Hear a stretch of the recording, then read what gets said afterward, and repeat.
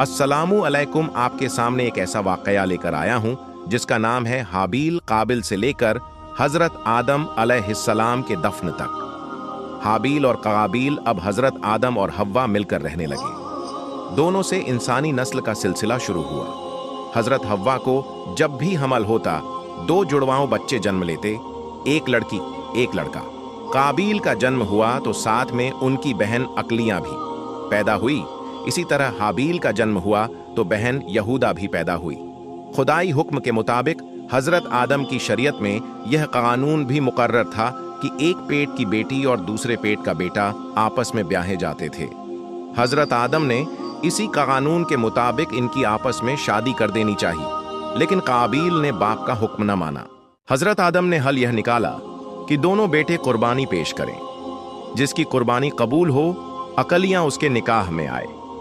उस जमाने में कुर्बानी का दस्तूर यह बनाया गया था कि अगर दो आदमी आपस में झगड़ते तो दोनों अपनी अपनी कुर्बानी पहाड़ पर रखते, फिर बिना धुएं की आग आसमान से उतरती और जो हक पर होता था उसकी कुर्बानी को कबूल कर लेती। जब दोनों भाई राजी हुए तो हाबील ने एक मोटा ताजा मेंढा अपने गले में से जुदा किया और काबिल एक टोकरा गेहूं ले जाकर रख आया। जब ये दोनों पहाड़ पर अपनी कुर्बानी को रख आए तो खुदा की कुदरत से एक आग आसमान की तरफ से आई और हाबील की कुर्बानी को कबूल कर लिया। काबिल जल उठा, बोला, हाबील, मैं तुझको अब कत्ल कर दूंगा। हाबील बोले, अल्लाह तो परहेजगारों की कुर्बानी कबूल करता है। अगर तुम मुझ पर हाथ चलाओगे तो भी मैं तुझ पर हाथ न डालूंगा। मैं अल्लाह पर भरोसा रखूंगा। लेकिन काबिल तो जलन का शिकार हो गया था। उस पत्थर दिल ने मौका देखकर हाबील के सर पर ऐसा पत्थर मारा कि हाबील शहीद हो गए। काबिल ने बहुत बड़ा गुनाह किया था।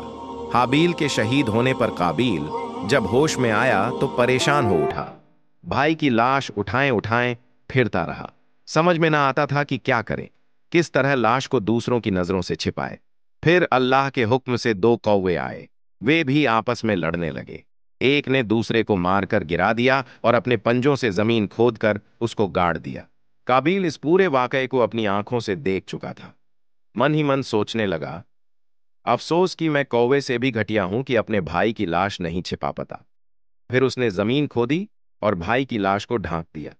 काबिल का यह जुर्म भयानक था। खुद ने हुक्म दिया कि सजा के तौर पर इसे भी कत्ल करो। काबिल को मालूम हुआ तो वह भाग खड़ा हुआ और यमन देश पहुंचा। वहां वह आग की पूजा करने लगा। हजरत आदम हमेशा काबा को हज के वास्ते जाया करते थे। एक बार अरफात पहाड़ पर गए। अल्लाह ताला ने उनकी पीठ से कयामत तक पैदा होने वाली तमाम नस्ल की रूहों को, जिनमें अच्छों को सीधी तरफ और बुरों को उल्टी तरफ ला खड़ा किया और उन सबसे पूछा, अलस्तु बिरब्बिकुम, क्या मैं तुम्हारा रब नहीं हूं? सब ने कहा, बला, हां, तू हमारा रब है। अल्लाह ताला ने उनके इस इकरार पर फरिश्तों की गवाही ली और उसे हजरे अस्वद यानी काले पत्थर में अमानत के तौर पर रख दी।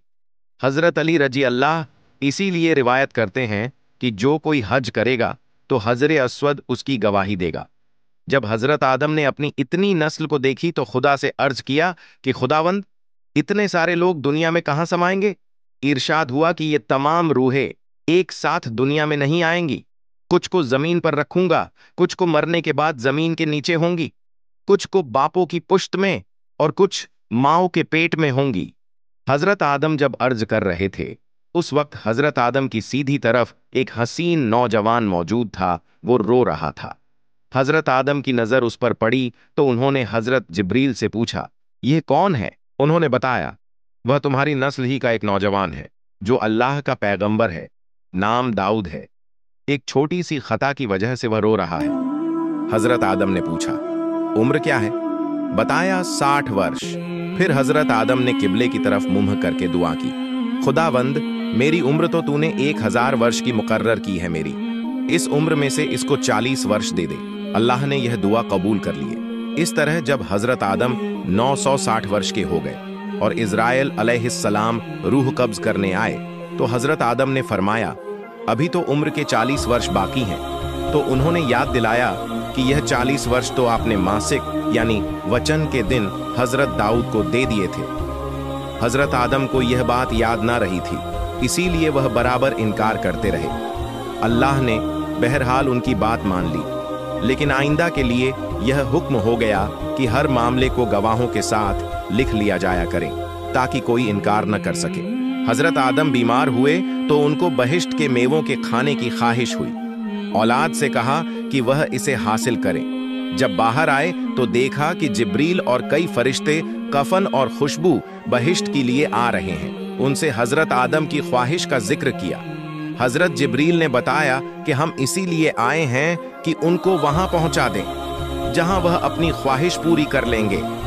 फिर हजरत आदम ने अपनी बीवी और लड़कों से फरमाया कि तुम यहां से जाओ और मुझे खुदा के फरिश्तों पर छोड़ दो। हजरत आदम खुदा की याद में लग गए, यहां तक कि फरिश्तों ने उनकी रूह कब्ज कर ली। हजरत आदम की नमाज जनाजा हजरत शीश अलैहिस्सलाम ने जिब्रील के तालीम के मुताबिक पढ़ाई और हजरत आदम को दफन कर दिया गया।